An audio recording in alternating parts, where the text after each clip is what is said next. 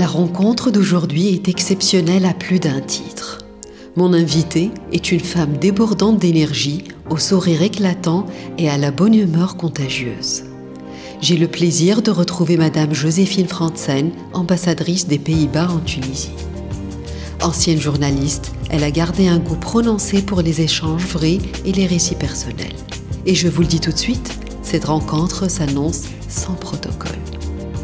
Sa résidence à Tunis est un subtil mélange de design néerlandais et de décoration tunisienne, à la fois artistique et artisanale.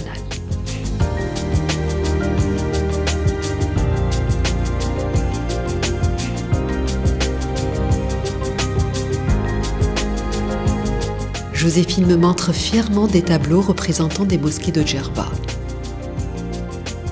L'émotion est palpable, l'artiste n'est autre que son père et ses œuvres sont les souvenirs d'un ancien séjour familial en Tunisie.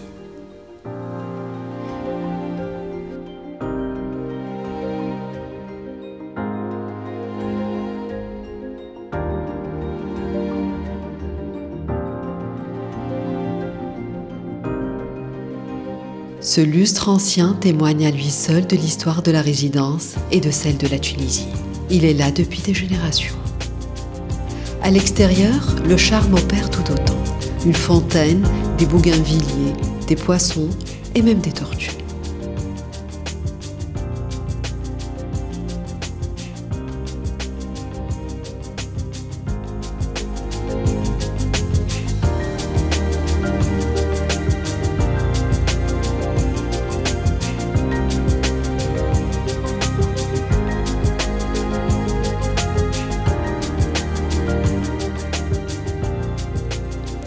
Olivier ou tulipe, lui ai-je demandé. Elle m'a répondu tout sourire, les deux. L'un symbolise la Tunisie, l'autre les Pays-Bas, et elle s'identifie pleinement aux deux.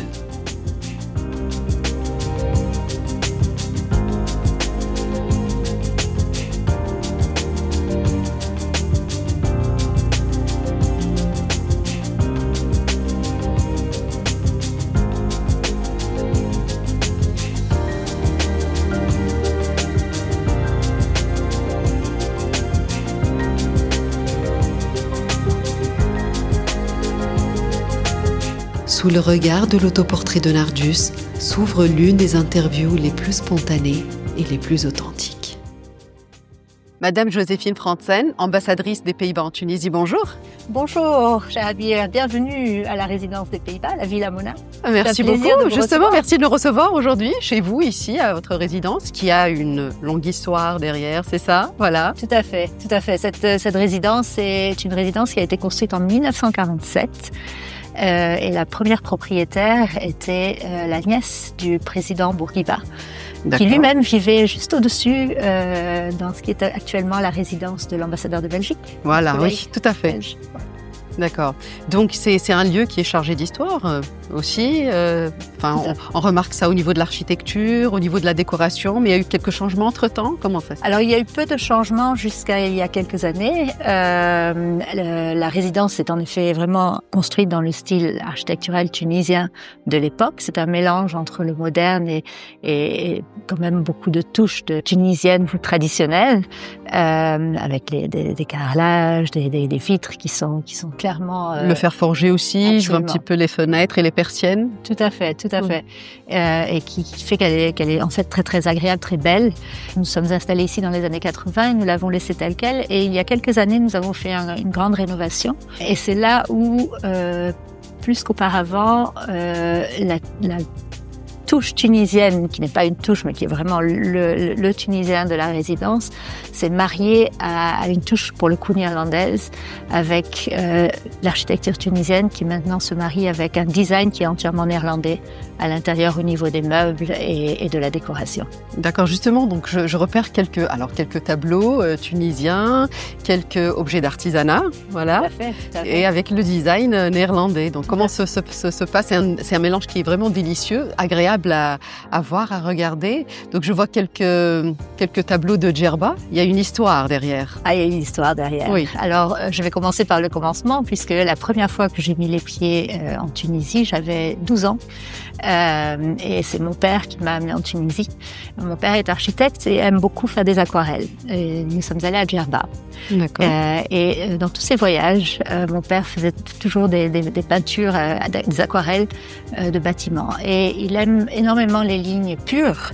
Et il n'y a pas de meilleur endroit pour cela que Djerba et les mosquées de Djerba.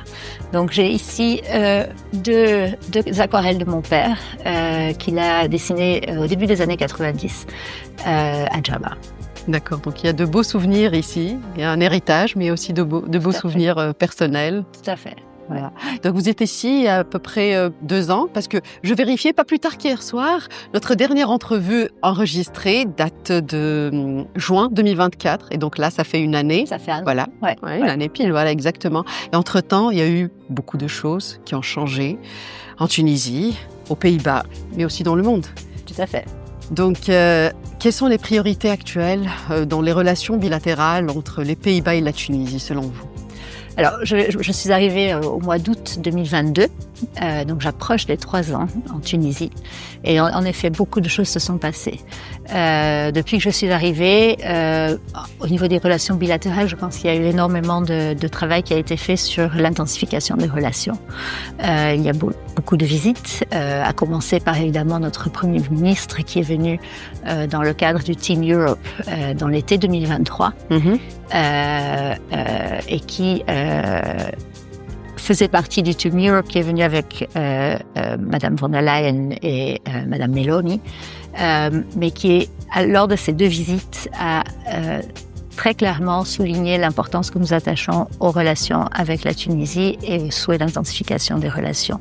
Et nous avons travaillé à cela depuis lors, avec un certain nombre de priorités. Nous avons évidemment une coopération politique qui date, nous avons 68 ans cette année de relations bilatérales, qui sont en réalité beaucoup plus anciennes. D'accord. Mais ça, c'est les relations, c'est l'établissement des relations diplomatiques. Exactement, oui. Exactement. Au cours de la dernière année, ça a été la visite de notre ministre pour le commerce international et la coopération internationale, qui est venu pendant 2 jours en Tunisie, au mois de février dernier, le 19 et le 20 février dernier, et qui a rencontré évidemment son homologue plus ou moins direct, Monsieur le ministre des Affaires étrangères, mais également Monsieur le ministre du Commerce et Monsieur le ministre de l'Économie et de la Planification.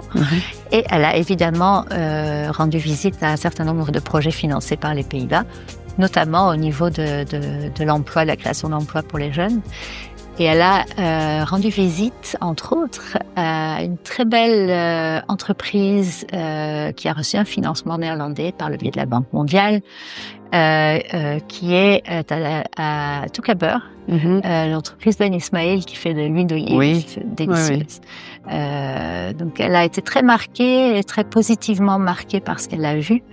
Et s'il y a une chose qui est ressortie de cette visite, c'est le souhait de nouveau d'aller de l'avant et de travailler avec la Tunisie.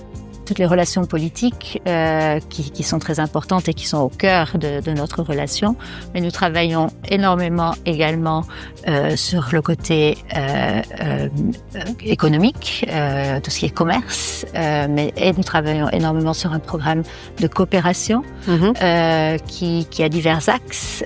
Nous soutenons fortement la création d'emplois en Tunisie, surtout pour les jeunes, pour les femmes, parce que nous pensons que c'est très important, qu'il y a énormément de potentiel en Tunisie et qu'il faut vraiment, vraiment faire en sorte que les jeunes aient la possibilité de déployer tout ce potentiel. Justement, alors parlons de jeunesse. Alors, les pays européens qui sont représentés ici en Tunisie placent la jeunesse aussi au centre et au cœur de leur action de coopération. Alors, en quoi donc l'approche néerlandaise est-elle différente des autres approches européennes ou complémentaires? Je ne sais pas, je vous pose la question parce qu'on parle de jeunesse, mais est-ce que ce sont des approches différentes ou bien qui s'inscrivent toutes dans le cadre de l'action européenne en Tunisie? Alors, l'action européenne en Tunisie est au cœur de ce que nous faisons en tant que pays. En tant qu'État membre, et en plus État membre fondateur de l'Union européenne, nous sommes complètement à bord de l'approche tunisienne. Donc, vous avez parlé de complémentarité, et je pense que c'est surtout de cette manière qu'il faut le voir. D'accord. Nous avons nos propres programmes, mais nous faisons en sorte que ce soit complémentaire avec ce que font soit la délégation de l'Union européenne, soit les autres États membres en termes de création d'emplois pour les jeunes.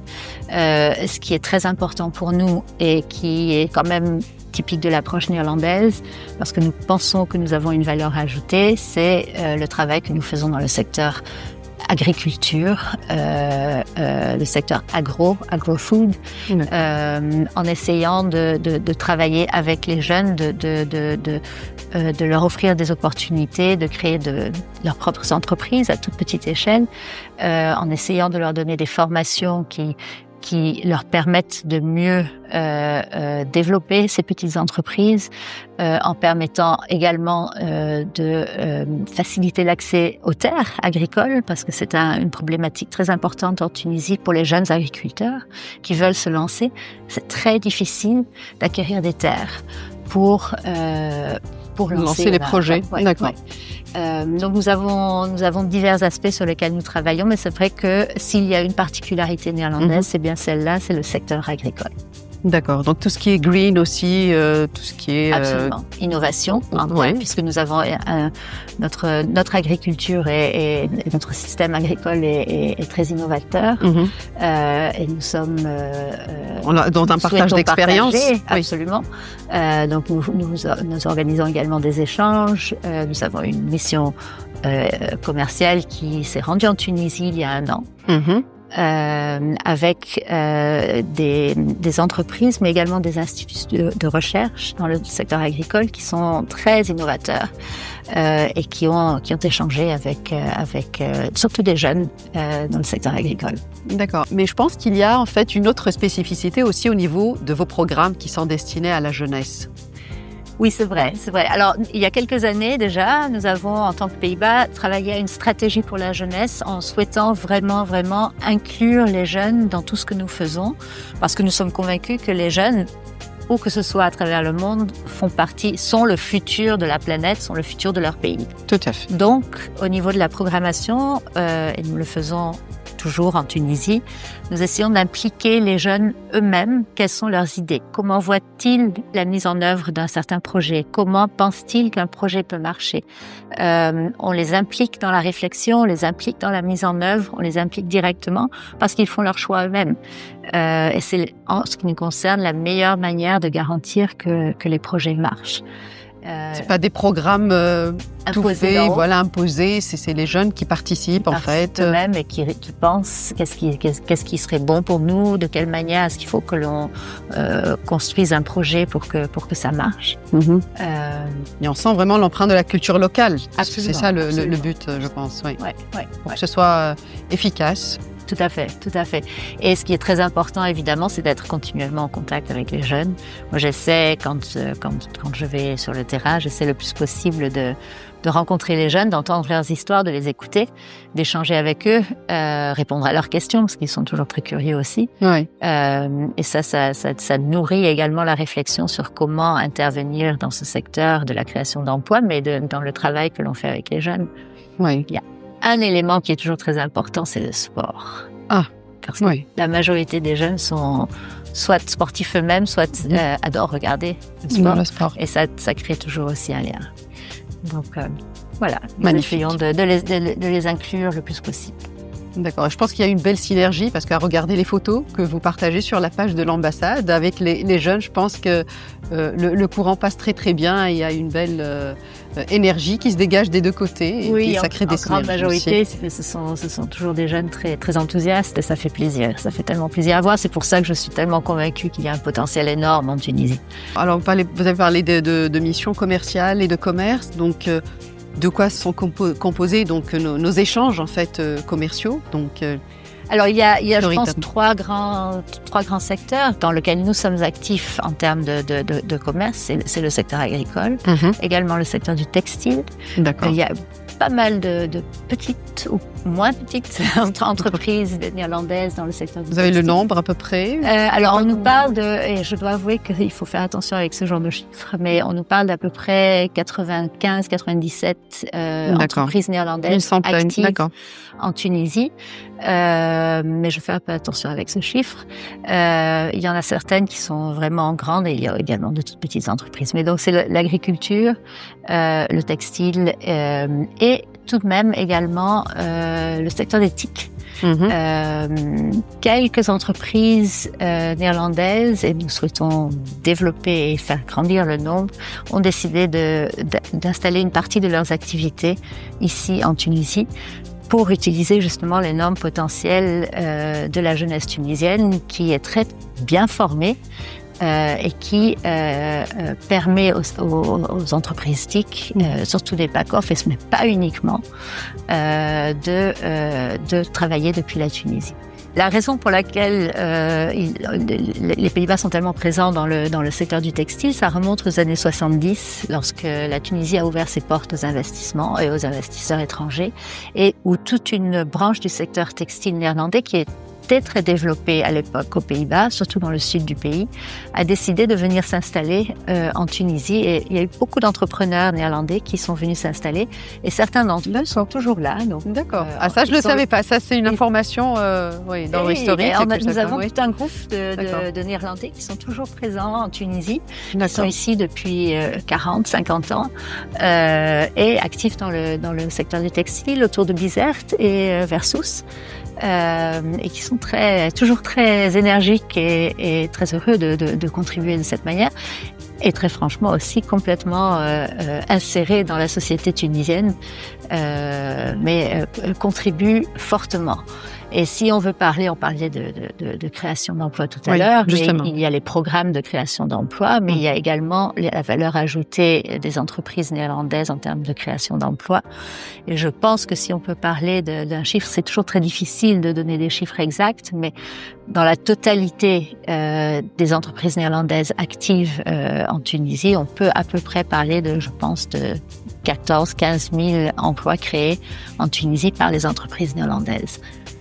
Nous avons également, et je passe à un autre secteur, le secteur agricole, une grande entreprise néerlandaise qui est active dans la région de Gabès, qui produit des petites tomates chéries. Elle n'est pas la seule, il y a plusieurs entreprises néerlandaises qui sont actives dans ce domaine et qui sont également énormément créatrices d'emplois, mais pas uniquement, puisqu'elles sont également, elles offrent énormément de partage de connaissances et de savoir sur comment développer et comment utiliser des techniques innovantes dans ce secteur agricole où évidemment il est également question de water scarcity. C'est la rareté la rareté de l'eau. D'accord. Et vous êtes toujours en contact avec ces entreprises-là, donc vous êtes entre guillemets un pont entre la Tunisie et les Pays-Bas pour rapprocher peut-être les points de vue, transmettre. Tout à fait. Et pour aider les entreprises néerlandaises à aussi mieux partager leurs expériences, leurs savoirs et partager avec les autorités tunisiennes, faire en sorte que cela se passe bien. Et nous faisons ça avec beaucoup d'entrain et de plaisir. C'est toujours une bonne chose de pouvoir travailler dans des secteurs qui sont positifs et qui vont de l'avant. D'accord. Ça, c'est l'expérience en fait des entreprises néerlandaises. Mais moi, j'aimerais me concentrer un petit peu sur la vôtre en fait ici. Alors bientôt 3 ans ici en Tunisie. Alors il y a une question qui me vient à l'esprit. Donc quel est, je dirais, le meilleur malentendu peut-être culturel qui vous est arrivé ici en Tunisie, voilà, et qui vous a fait sourire en fait? Quand vous êtes arrivée ici, bon, vous étiez enfant à l'époque, 12 ans, oui, mais là, en tant qu'ambassadrice, donc les cultures sont différentes, donc il y a peut-être un malentendu, mais qui est agréable, qui vous a fait sourire, je sais pas, peut-être une anecdote. Il faut que, là, vous me prenez par surprise. Oui, je sais, c'est fait pour. Il faut vraiment que je réfléchisse. Il y a énormément de choses qui me font sourire et que j'aime énormément en Tunisie et des Tunisiens et des Tunisiennes. Une des choses qui est très drôle, c'est les pratiques culinaires. Parce que je pense que, je ne sais pas si vous le savez, mais aux Pays-Bas, nous mangeons énormément de pain et de fromage. Oui. Les sandwichs. C'est du très bon fromage. Ouais, je confirme. Au fromage, mais je crois que pour la majorité des Tunisiens, c'est pas vraiment compréhensible que nous ayons tous les jours, soit au déjeuner, soit au dîner, un repas qui soit fait de tartines avec du fromage. Et c'est tout. D'accord. Bon, c'est pas quelque chose de très choquant, mais quand on commence à parler de routine culinaire et comment nous mangeons, c'est vraiment très différent. Et aux Pays-Bas, on mange très tôt le soir, par exemple. Ouais. On mange énormément de familles qui mangent déjà à 5 heures du soir. D'accord. La majorité, entre-temps, avec les pratiques un peu plus modernes, entre 6 heures et 7 heures. Mais après 7 heures, ça commence vraiment à devenir tard. D'accord. La majorité des Néerlandais. D'accord. Alors, exactement. Parce que nous, à partir de 19 heures, c'est qu'on commence à penser quoi préparer pour le dîner. C'est très différent. C'est cette interculturalité, en fait, qui est très, qui est très intéressante. Et lorsqu'on a des invités néerlandais et on réserve dans un restaurant, on essaye de réserver le plus tôt possible. Mais c'est vrai qu'à 19h, il y a 2 services généralement, mais c'est pas 19h. Et en général, le restaurant est vide. Voilà, il y a personne. D'accord. Mais bon, c'est pas quelque chose. Mais c'est bien, c'est intéressant de voir cette différence culturelle. Est-ce qu'il y a une habitude peut-être tunisienne que vous avez adoptée naturellement? Voilà. Peut-être sans vous en rendre compte, mais peut-être une habitude, un réflexe, je sais pas, de tous les jours. Je l'avais déjà. À part dîner tard, peut-être. À part dîner tard, oui. Je dois avouer que moi, je dîne tard. Mais c'est de nouveau, ça a de nouveau trait à la nourriture ou à la boisson. Les petits cafés. J'aime énormément les petits cafés tunisiens. D'accord. qui sont très bons et j'en profite énormément. Donc ça, c'est quelque chose que j'ai repris. C'est pas nécessairement typiquement tunisien, mais j'aime beaucoup. Et puis je crois le côté ensoleillé de la vie, parce que je trouve que les Tunisiennes, les Tunisiens sont très positifs, très résilients, mais très positifs également. Et il y a cette espèce d'ensoleillement des journées, de la vie, et de tout prendre avec un sourire. Et même lorsque les choses parfois vont un peu moins bien, c'est toujours avec le sourire. Que tout va bien. Oui, ça, on entend le tout va bien. C'est une force que j'apprécie énormément et que je retrouve autant dans mon travail et avec mon équipe à l'ambassade, mais également dans la société. Et c'est quelque chose que je trouve vraiment assez unique. C'est vrai que les Tunisiens font preuve toujours d'une adaptabilité exemplaire et extraordinaire. Par rapport à tout ce qui arrive dans le monde et en Tunisie aussi. Oui, c'est bien.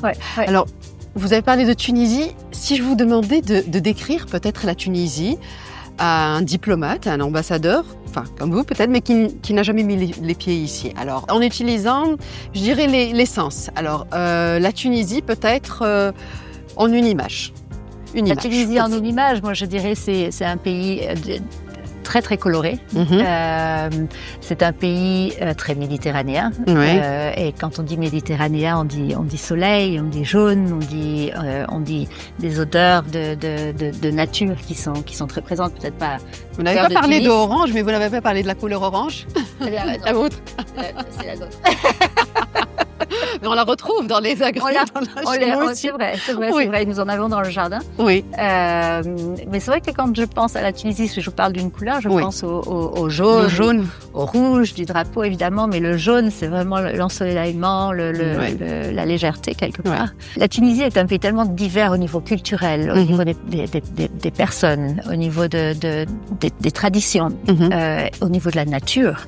Parce que vous avez le nord qui est tellement vert et beau et montagneux et divers et assez humide quelque part, et ce sud désertique mais très aride, mais magnifique. Mais c'est là où vous sentez tout un dépaysement par rapport aux Pays-Bas. C'est quel paysage en fait qui vous rappelle les Pays-Bas, et un autre qui vous fait sentir que vous êtes très loin des Pays-Bas en fait? Non, je pense que géographiquement parlant. En termes de paysage, le pays ne me fait pas vraiment pensé aux Pays-Bas, sauf dans le sud, qui est très plat, parce que vous savez, les Pays-Bas, c'est très, très plat, très vert. Le sud est très plat et très aride, le sud de la Tunisie. Mais je pense que là où il y a des similarités, c'est peut-être dans la taille du pays. Nous sommes tous les deux des petits pays en termes de territoire, même si la Tunisie est quand même plus grande que les Pays-Bas. Les distances sont relativement petites, tout est très accessible et même si c'est toujours un peu délicat de parler de son propre pays, je pense qu'il y a aussi ce côté positif dont je parlais, on le retrouve aux Pays-Bas également. Il y a une espèce de joie de vivre que l'on partage. Oui, qui nous rapproche, je pense. Alors, il y a une grande différence. Laquelle? Et c'est le fait que on dit toujours que les Néerlandais sont très directs, et je pense que nous le sommes. Et je pense que les Tunisiens sont très diplomates. D'accord. Alors là, c'est une différence de taille, oui. Justement, j'allais vous poser la question, en fait. Est-ce que vous avez entendu peut-être un préjugé, entre guilles, qui vous a fait sourire, justement? Celui-ci. C'est celui-là, ouais, d'accord. Ouais. D'accord. Qui est un préjugé qui est quelque part vrai, et en même temps, évidemment, comme tous les préjugés, il y a un cœur de vérité et il y a énormément de construction autour. Mais c'est vrai qu'il y a une approche différente dans le contact et dans la manière de formuler les choses et de présenter les choses. On a tendance à être très direct. Là, quelque chose ne va pas, ça va pas. Oui. Mais vous êtes direct tout en étant diplomate. Voilà. Vous êtes... Je reste diplomate. D'accord. C'est très beau tout ça en fait. Cette interculturalité en fait. Donc là, c'est une couleur de la Tunisie. Alors moi, je dirais après une odeur en fait. Une odeur. Oui. Alors pour moi, c'est l'odeur de la nature sèche, pas du foin, mais des herbes sèches mêlées aux herbes que l'on utilise pour la cuisine, et qui se mélangent à une odeur aussi très très saline de la mer. Et c'est une odeur que j'aime énormément. Donc d'accord, magnifique. Après, on passe au goût, bien sûr. Donc, si vous avez, si l'on vous demandait de décrire la Tunisie par le goût. Par le goût. Oui. Je pense que là, il y aura une liste. Hein, oui. Épicé. Une des premières fois où on m'a servi un couscous tunisien que j'adore, m'a dit attention parce que c'est épicé, il y a harissa et donc c'est toujours très très relevé. Et j'aime beaucoup ça. Il y a beaucoup de contrastes dans les goûts. Oui, si on compare au fromage de base, ça c'est très différent. C'est vrai que c'est très différent. Très différent. Les légumes ont vraiment du goût, on sent qu'ils ont grandi au soleil, la même chose pour les fruits, tout est plein de goût. Oui. Et évidemment les desserts sont très bons, même si je n'ai toujours pas pu m'habituer aux petits desserts. Les gâteaux tunisiens, les petits? Non, comment ça s'appelle? Comment c'est? Psissa. Pas le psissa, mais c'est fait à base. C'est des boules à base de psissa. D'accord. Un peu le pudding marron. D'accord. D'accord. Oui. Mais il y a une variété en fait de pâtisseries tunisiennes. Et j'aime beaucoup les pâtisseries pour l'eau. Les petits gâteaux, ça c'est très très bon. D'accord. Et vous faites énormément de petites pâtisseries, de petits gâteaux à base de noisettes et de noix, et c'est délicieux. Oui. Et peut-être un son de la Tunisie.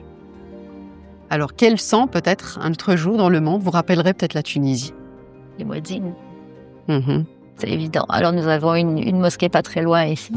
Oui. Et pendant le week-end, en général pendant la semaine, je suis pas trop ici, mais pendant le week-end, le samedi ou le dimanche, je suis dehors dans le jardin, et surtout la dernière prière du soir, c'est un bonheur.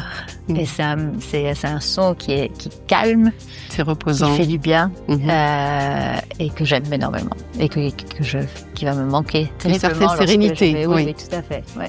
Ouais. Magnifique. Ouais. Donc on a parlé de vue, de toucher, d'odorat, de goût. Non, pas de toucher. Non, on a oublié le toucher. Mais je pense que le toucher peut se retrouver dans différents éléments qui sont tangibles aussi. Tout à fait. Tout à fait. Bon, et puis peut-être tout simplement, j'ai 2 chats tunisiens. Ah, d'accord. Puis je les ai vus à l'entrée en fait, oui. Qui sont très doux, donc que je caresse régulièrement. Donc, voilà. Vous les avez appelés comment? Alors, ils n'ont pas de nom tunisien. D'accord. Ils s'appellent Billy et Billy. Charlie. Billy, Charlie. D'accord, d'accord. Mais comprennent le tunisien ou le néerlandais? Ils comprennent très bien le tunisien. Ils aiment énormément notre chef cuisinier, D'accord. qui est tunisien. Qui est tunisien. Et qui leur parle en tutsi. D'accord. Magnifique.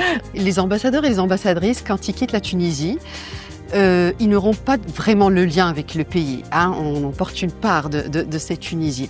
Alors vous, donc au-delà des projets, des accords, des protocoles que vous signez par votre profession et votre métier quotidien, que souhaitiez-vous que l'on retienne un petit peu de votre passage ici, par exemple? Sincèrement, j'espère que j'aurai contribué à rapprocher nos deux pays davantage et à faire en sorte que les Pays-Bas aient une image positive. Je pense que les Pays-Bas avaient déjà une image positive en Tunisie, mais qu'au moins j'ai contribué à la maintenir et à rapprocher nos peuples.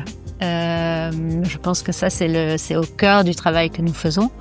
Évidemment, c'est les peuples qui doivent se rapprocher, également les autorités. Si je peux quitter la Tunisie en me disant que j'ai contribué à cela, je serai très heureuse. Donc, à voir. C'est peut-être trop large, mais c'est tout de même quelque chose que je trouverais très important. Ensuite, dans le domaine, si on veut vraiment être concret, j'espère avoir contribué, j'espère pouvoir encore dans la prochaine année, parce que j'ai encore une année en Tunisie, avoir contribué à je parlais d'intensification des relations, à intensifier les relations, à avoir de meilleures relations et de contacts plus réguliers entre nos autorités et nos peuples, avoir contribué à des projets sur le terrain qui marchent et qui contribuent à l'amélioration de la situation, surtout des jeunes et des femmes tunisiennes. Et puis, au niveau culturel, à quand même avoir fait quelques... Parce que c'est très important, en fait. C'est la culture qui rapproche les peuples. Tout à fait. Et dans ce sens, je pense que vous avez organisé, il y a des initiatives culturelles.